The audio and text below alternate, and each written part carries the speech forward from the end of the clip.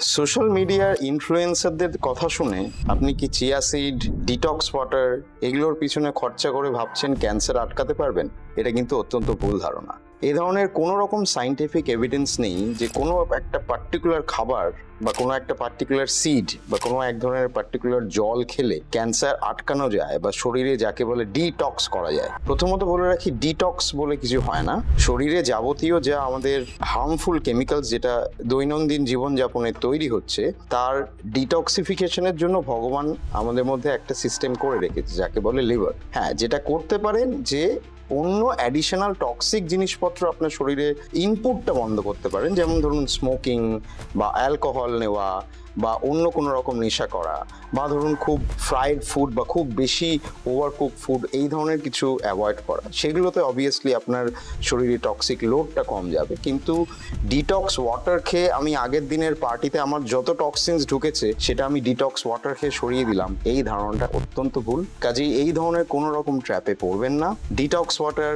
বা অন্যান্য যে কোনো রকম অ্যালকালাইন ওয়াটার খেয়ে কিন্তু কোনো রকম সাইন্টিফিক্যালি প্রুভেন বেনিফিট আমাদের শরীরে আজ অব্দি দেখা যায়নি। কাজেই এইসব ইনফরমেশন থেকে একটু দূরে থাকুন।